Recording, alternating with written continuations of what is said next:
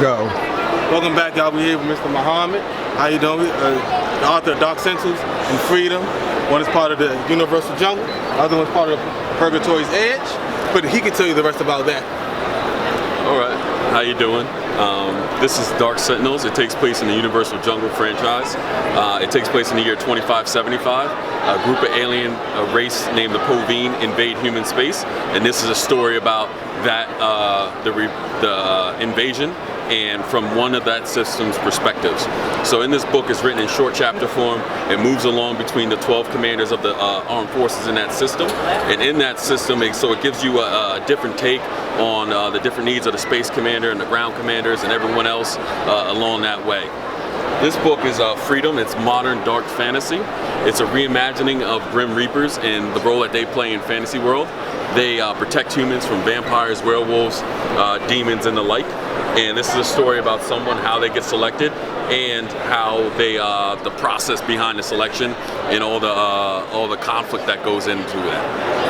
All right. So one question is, what gave you the idea for writing this dark universe here? All right. So Freedom. I remember I was watching the movie and the vampires were kind of running rampant. No one was checking them. So I feel like there should have been some check and balance to the system. Right. So that's when I was thinking about who could do that. And then the Grim Reapers popped into my head. So I wrote this story about the Grim Reapers doing that.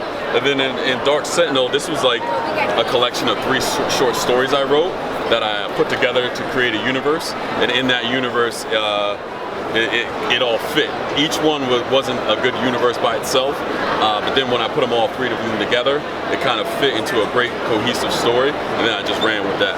So is there any more like other volumes coming out? Yes. So Dark Sentinel actually doesn't come out till July 11th. Right. It will have not only sequels, but novellas that go along with it. Other stories that took place in the system or out system during the conflict. You'll be able to see that. So who did the artwork for the covers? Was that you yourself? Yeah, I did the artwork. I wanted to keep it multi-talented. I do my best. I wanted to keep it with the silhouette style on all the covers of my books, so they're really easy to identify if someone's looking for them. Also, in future sci-fi, they have like almost all the covers have like a spaceship and a planet. So I really wanted to stand out in the genre itself too. Same thing with fantasy. Fantasy usually has like a castle or like one guy on the cover, and they all kind of look the same. So I really wanted to break the mold on those covers. Right. So give us like a snippet of one of the stories that's in the Dark Sentinels. All right. So it's a small sample for the people. In Dark Sentinels, you have a lot of different types of stories because of the different environments that people are in. So there's one good story on the 2 moons of the planet Atlanta. They have the moons Buckhead and Peachtree, and you have this guy Ryu Tanaka who's leading a force onto an enemy ship. And just the whole process of going that fast towards an enemy ship, slowing down, and then trying to land on it as it's moving as well. That sounds like fire. Yeah. It sounds like fire. Sounds like it should be a movie. Sounds like it. I hope they do it. Sounds like I'll be watching that in movies real soon. Yeah, do it. Real soon.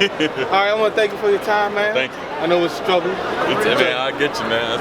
At Father's Day, I know. Yeah, that's it. That's all the next time, y'all. Peace.